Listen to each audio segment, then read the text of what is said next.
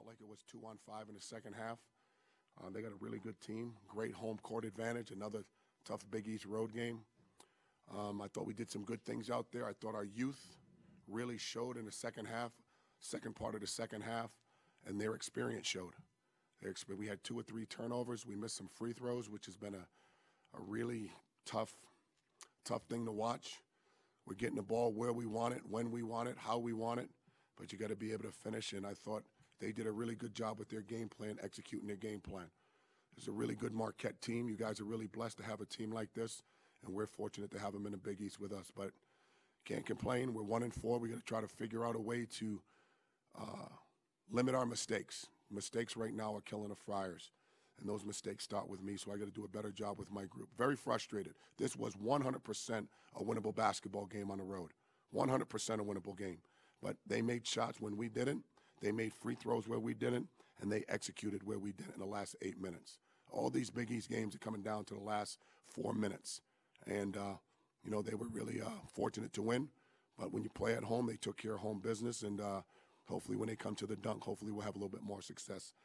But no complaining. On to Xavier, and hopefully the Patriots could win to pick up my spirits.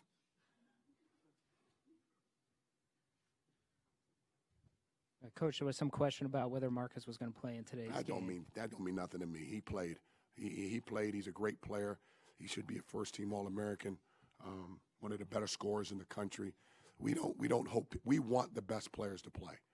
That's what our league is about. When you realized he was going to play, what was your plan? My plan was for him to play the minute I saw him sitting on the bench against Georgetown.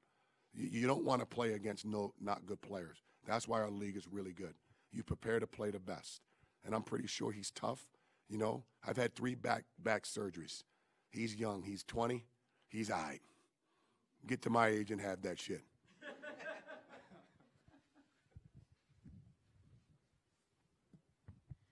Ed, what makes their offense so tough? 54 points in the second half today. Their ability, they made 5 threes in the second half.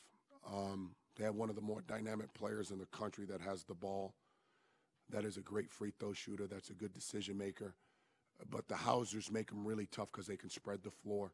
They have a good presence in John in the interior. Thought Morrow gave them some good minutes today. They're balanced. They're really, really balanced. They're going to be a tough out. When you play an NCAA tournament team, when you've coached as long as I've coached, you know that is definitely an NCAA tournament team. They're going to be held to play with, especially if they're not scouted. If you don't know what they're trying to do, you're in for a rough night. Coming off forcing 22 turnovers against Seton Hall, you held them to 25 in the first half, though. Are you seeing your group make strides on defense? I am seeing us make strides, but, we had a critical point in the game today, and I think that's a great question, John, on young men not knowing what they don't know. I thought we had a couple of our freshmen on the floor in a critical part of the game. And this is our maybe 4th road game. This has definitely been one of the more hostile environments we've played in thus far. And they took advantage of our youth on the floor. So do I see us getting better defensively? Yes. But our record says we're 1-4. So we have to do a better job because the facts are what they are.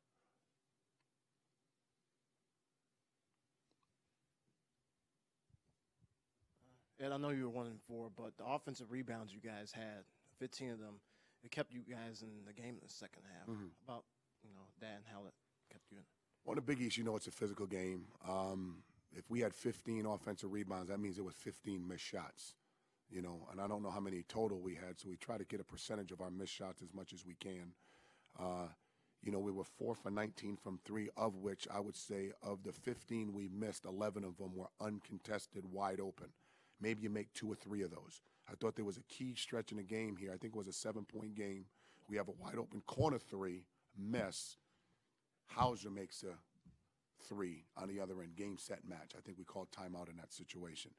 That's maturity of a group, and my group's just not there yet, But the one thing I do know, I've been in this situation before as a coach and as a player, and it's right now my team is growing. We're trying to learn. We're trying to get there. Still a lot of games left to be played. I got to do a good job being a better leader, motivator right now with our group because we've had such an up and down year to start the Big East. So we got to try to find out our rhythm, our love for one another, and our care. Because, at the end of the day, nobody cares about your feelings when it comes to competition. If anything, they want you to lose. So we need to do a good job trying to recognize that and try to build our babies back up to get them to where we can be a better unit to compete to win. Thank you.